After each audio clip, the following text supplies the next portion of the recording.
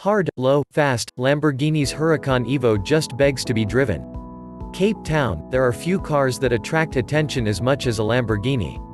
Be it an old one, a new one, a modified one or an SUV, the brand with the bull commands attention wherever it goes. And while the cars that Lambo builds certainly are for the types that like the attention, the good news is that the brand is in an era where it's making some of the most fantastic driving cars too. I recently spent a couple of days in the Western Cape with a pair of raging bulls from the manufacturer's press fleet flown to South Africa from Sant'Agata Bolognese. In this piece, I'll focus on the Huracan Evo. Shaped by the wind. It's hard to digest the fact that the Huracan is 6 years old now. They've done an excellent job in keeping it fresh, exciting and updated enough to keep customers coming back for more.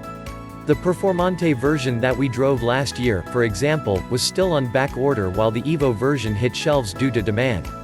So, what's the Evo about then?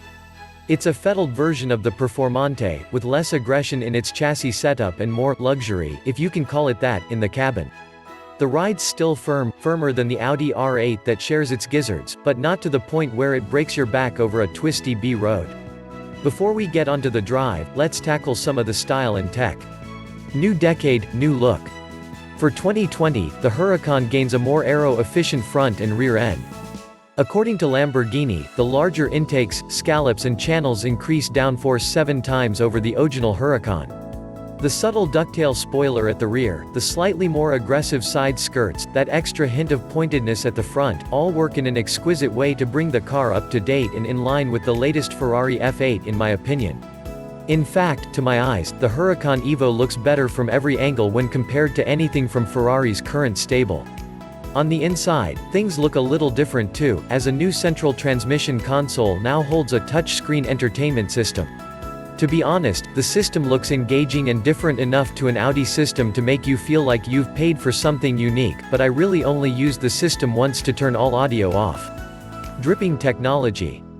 Under the skin, the Huracan Evo is a technological masterpiece, combining all-wheel drive with all-wheel steer, and an active rear differential, with active torque vectoring on top of all this. It also has a trick electronic stability control system that offers varying levels of assistance based on the driving mode you select via the toggle switch on the steering wheel. Strada is the mode you'll start in once you've flipped the cover and pressed engine start. It idles relatively quietly in this mode and it will try to shift up into the higher gears as quickly as possible in this setting to keep fuel consumption as low as possible. Select the middle setting, Sport, and you'll immediately hear the exhaust note heighten and feel the engine idle point rise. The car's magnetorological shocks also harden up a bit to lessen body roll and give you a more direct thunk in the hips when making haste. If you dial the car into its sharpest setting, Casa, you'll essentially be in a racing mode, with limited traction and stability intervention. In automatic mode on the gearbox, the car will hold onto cogs well into the red line here, and it will also bang into gear with a solid whack. You can select gears manually in all 3 modes via the steering column shift paddles, and revert to auto mode at any point via a button on the central tunnel. The automatic settings really work well, and unless you are trying to achieve lap records, there's nothing wrong with simply sticking it in auto and letting it sort itself out. Diablo within. I accidentally discovered our car's drift mode on the test drive. I returned to the car after lunch, fired it up, pulled the right lever and off I went.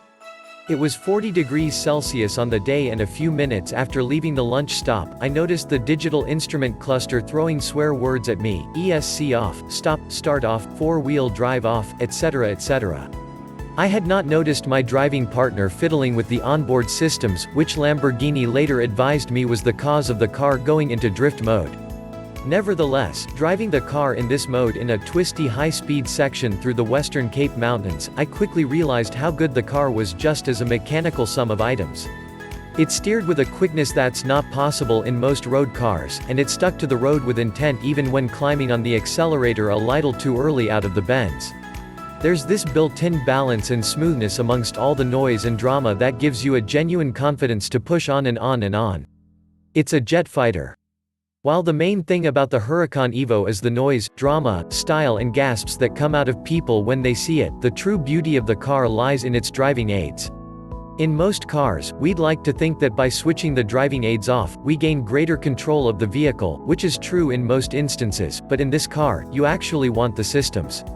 In a nutshell, it has Lamborghini Dinamica Vicolo Integrata (LDVI), a central processing unit that controls every aspect of the car's dynamic behavior, fully integrating all of the car's systems and setup to anticipate the next move and needs of the driver.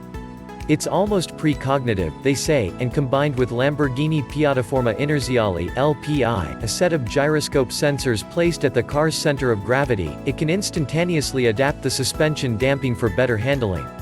The advanced traction control together with enhanced all-wheel drive and torque vectoring allows traction to be directed to a single wheel as required in some instances.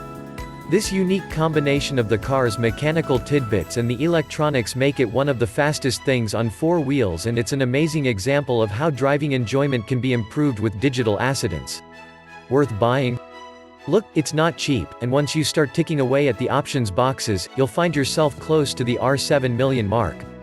But, for your money, you're getting a 470 kilowatts 5.2-liter beast of a naturally aspirated car that will remain sought after for many years to come. I timed the car using thrust mode, launch control, and it sprinted from a standstill to 100 km per hour in 2.8 seconds on an unprepared surface. It will top out at around 325 km per hour, but all the while you feel as though there's more in reserve. When it comes to value for money, it's always challenging to call these premium cars good value, but in this car, you truly have hypercar levels of acceleration on the lower end, which will cost twice the price at other dealerships. For me, I'd have a Huracan Evo as part of my collection, but not as a daily, which they say it's been designed for. If you want a daily drive V10 beast, look at the latest Audi R8, which should land in SAW soon. If you want to turn heads and have one of the best driving cars ever made in the garage, definitely consider the 2020 Huracan Evo.